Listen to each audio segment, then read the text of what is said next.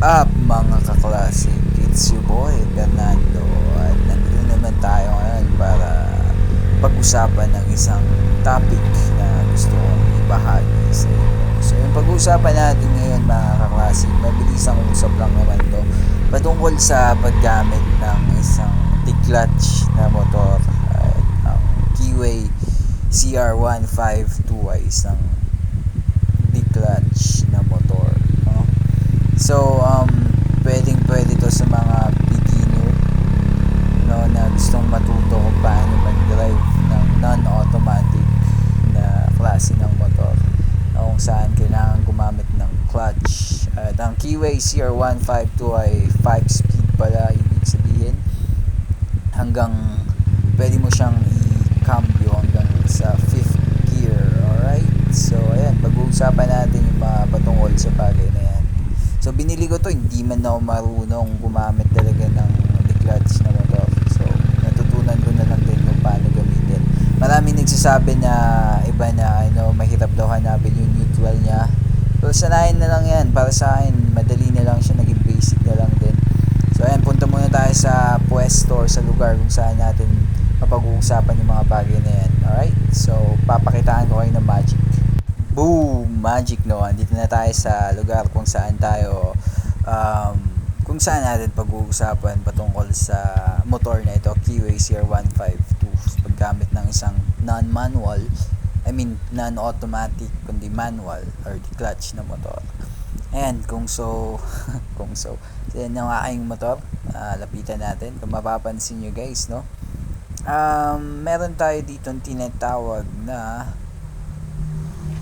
ito yung inaapakan pag kumakambyo ka or nag-shift ka ng gear.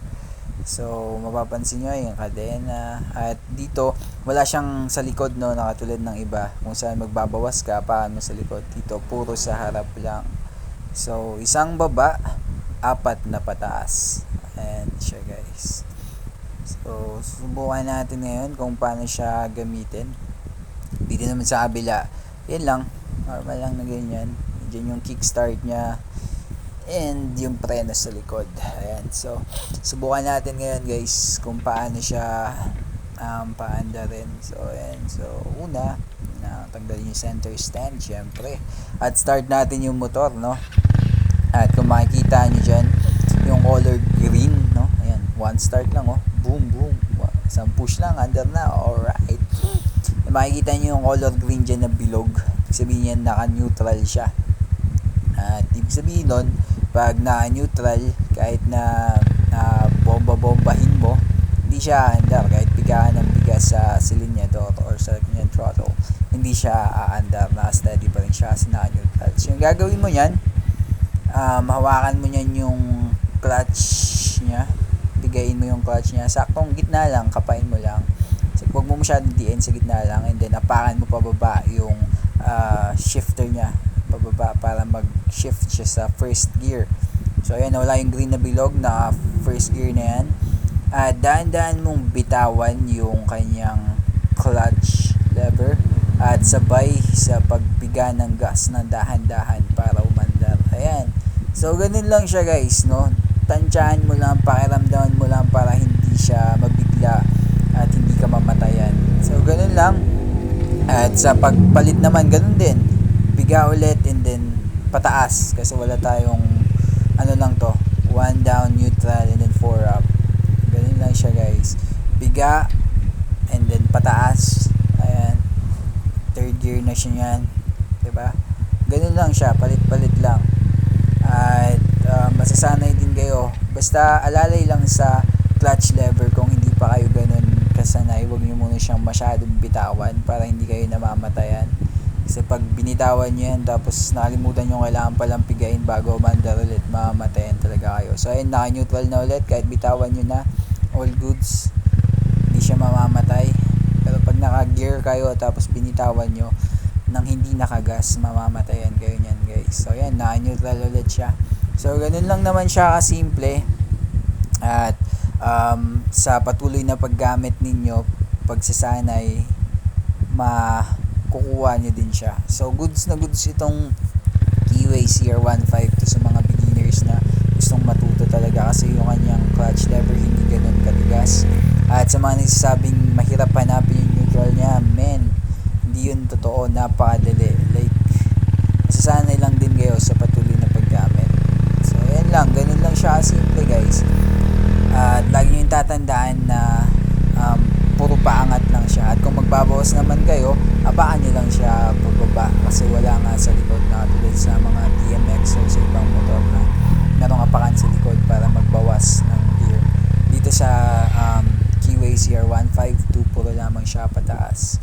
So ganun lang, piga, apak, pataas, piga, apak, patalikod. So yun, basic lang. Ayaw mo kung kayang-kaya nyo yan. Patuloy lang na pag-iinsayo, may tatatak din yan sa inyong utak. Kaya magiging ano din siya, masasanay din yung utak nyo, parang magiging part na siya yung sa muscles ng utak nyo na hindi nyo naman namamalayan. Minsan hindi nyo na kailangang isipin nangyayari na lang siya ng kusa, diba? So ayun, patuloy lang sa pagpapractice sa mga hindi pa marunong. Lahat naman nadadaan sa practice diba? Pero yung kapogian, hindi na yun. Joke lang. Pero ayan guys, diba? Batak na yan. Joke lang. Magiging ganyan din kayo kabatak kapag patuloy siyang ginagawa. So yung video pala na ito, intended siya sa mga gustong matuto paano gumamit ng manual na motorcycle. So for mga beginner siya, at hindi ko to ginawa para sa mga marunong na, kasi alam mo marami na kayong opinion sa mga sinabi ko. So kung pinapanood mo to tapos di ka sangayon sa mga sinasabi ko, share mo din yun sa'yo, o kaya get out of here. Para sa mga beginners na gusto matuto. Ayan, maraming salamat lang sa patuloy na panunod guys, So ayun lang naman yung gusto kong bahagi. Alam mo kung kayang siyang gawin. Isa pa pala, kapag kunyari ganyan na umaandar kayo, huwag nyo agad-agad bigayin yung clutch sabay preno. Kasi pag pinigaan nyo yung clutch, pupunta siya sa neutral state niya kahit hindi siya na-neutral. Sabay preno kayo, more on nagkokos ng disgrasya. So mas maganda na preno muna, alalay lang sa preno, and then tansyahan ng dahan-dahan sa pagbiga ng clutch, and then brake din sa harap or sa likod upang huminto yung motor ninyo. Or kaya man engine brake, kung hindi nyo alam yung engine brake, then mas pag-uusapan natin yan sa mga susunod na videos. And maraming salamat sa panonood, It's your boy Fernando. Peace out.